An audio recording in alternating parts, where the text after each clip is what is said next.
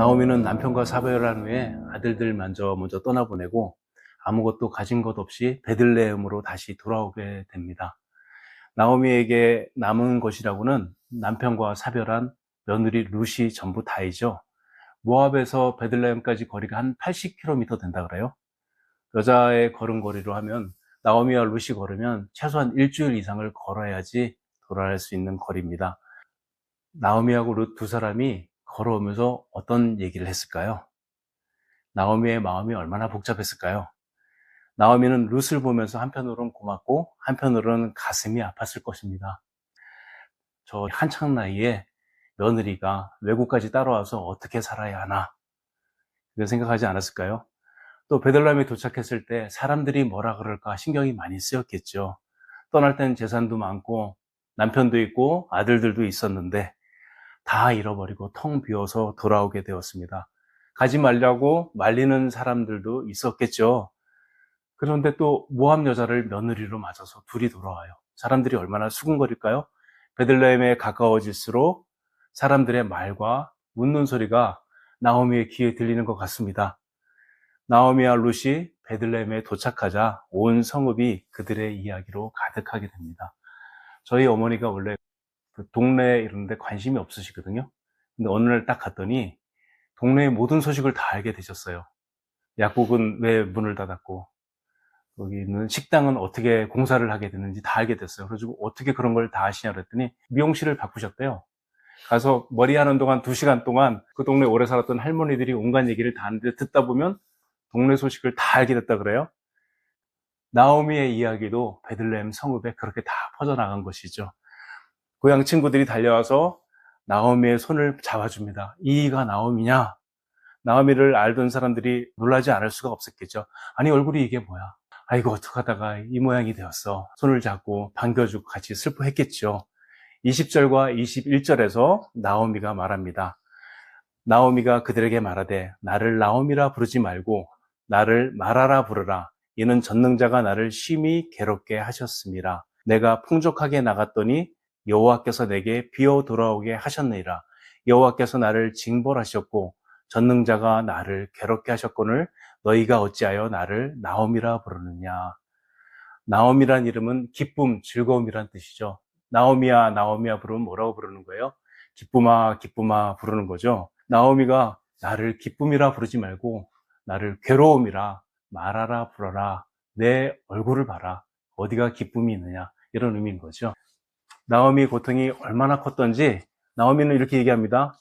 전능자가 자신을 괴롭게 하였다. 이 얘기를 2번 해요. 이 얘기를 2번 하면서 그 사이에다가 자신의 고통스러운 상황을 이야기합니다. 전능하신 하나님이 사람을 괴롭게 하면 누가 막을 수 있겠어요? 나오미의 앞뒤로 전능하신 하나님이 꽉 눌러서 괴롭게 하셨죠. 그 괴로움의 내용은 뭐예요? 풍족하게 나갔더니 텅 비어 돌아오게 됐죠.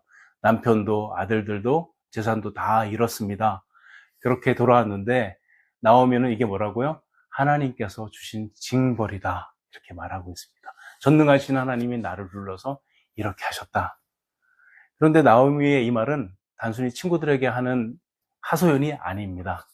남편 엘리멜렉이 죽은 이후로 하나님 앞에서 계속 해온 탄식인 것이죠. 나오미는 지난 10년 세월 동안 이 탄식을 해왔습니다. 아마도 며느리 룻과 걸어오면서 나오미는 계속해서 이 탄식을 했을 것입니다. 나오미는 친구들을 만나자 자기가 평소에 늘 해왔던 탄식이 터져 나온 것이죠. 그 친구들에게 그 말이 말버릇이 되어서 똑같이 말을 하게 된 것입니다. 우리는 욥의 탄식을 잘 알고 있죠. 어느 날 욥에게 갑자기 재앙이 닥치죠. 아들들이 다 죽고 재산도 다 사라지게 됩니다. 처음에 욥은 아주 멋있게 신앙 고백해요. 내가 모태에서 알몸으로 나왔은즉 또한 알몸으로 그리로 돌아갈지라. 주신 이도 여호와시오 거두신 이도 여호와시니 여호와의 이름을 찬송 받으실지어다. 얼마나 멋있는 신앙 고백이에요. 그런데 몸에 병까지 생기게 되죠.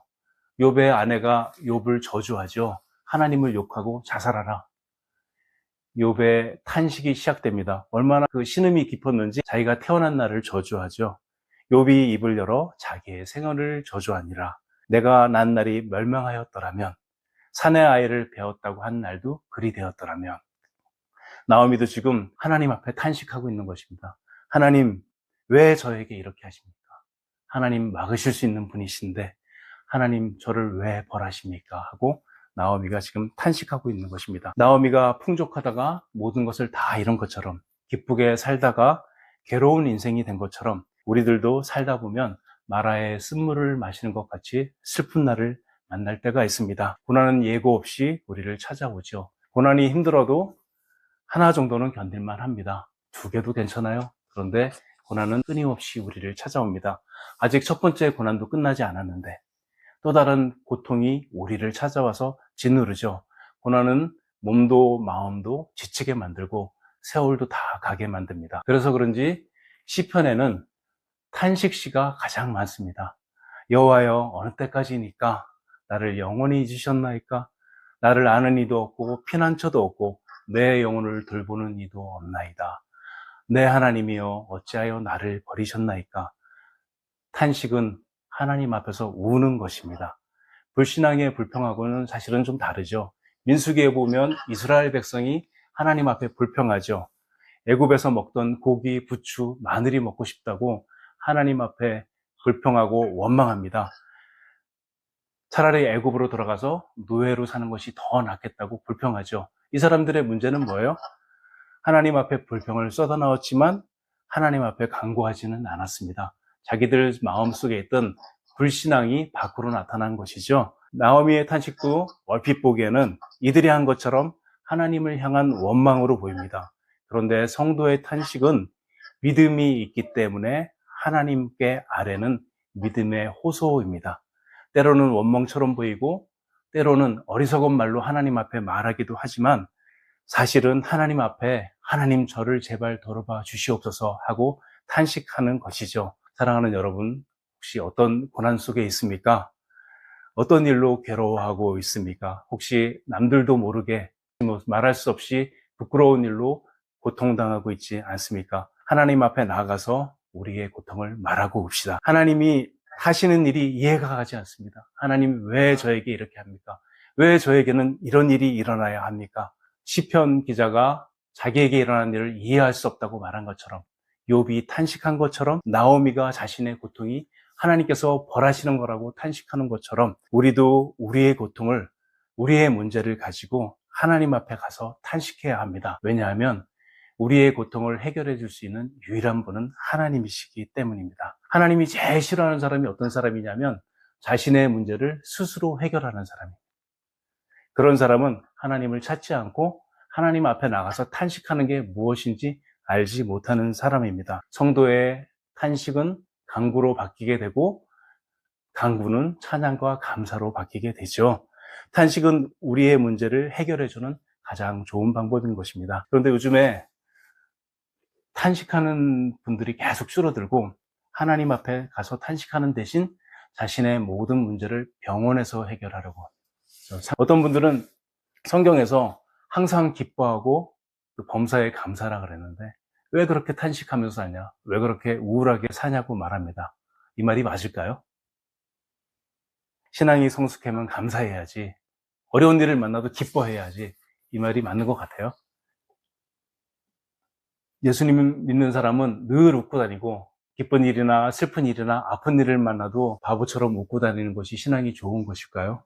그렇지 않습니다. 하나님께서는 사람을 그렇게 만들지 않으셨죠. 하나님은 우리가 이상한 종교인이 되기를 바라지 않습니다.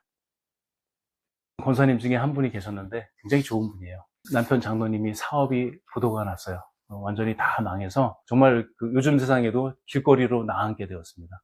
다 풍비박산이 나서 단칸방 조그만 방에 다 큰 아이들과 함께 온 가족이 모여서 살게 됐는데 1년, 2년, 3년, 4년 길어지니까 얼마나 힘들었겠어요. 권사님이 저에게 얘기합니다. 목사님, 저는 예수님을 믿는데 예수님을 믿는 게 하나도 기쁘지 않아요. 예수님을 믿는 게 행복하지 않습니다. 제가 잘못 믿는 걸까요? 이렇게 얘기를 했어요. 하나님께서 항상 기뻐하라고 말씀하신 이유는 무엇일까요? 우리가 구원받았기 때문이죠. 예수님을 믿는 사람은 인생의 궁극적인 모든 문제가 해결되었습니다. 왜 태어났는지, 왜 사는지, 왜 죽는지, 죽음 이후에 어떻게 되는지 이 모든 문제를 해결받았습니다. 얼마나 놀라운 일인지 모릅니다. 무슨 일을 만나도 그리스도 안에 있는 우리의 영혼은 안전하죠.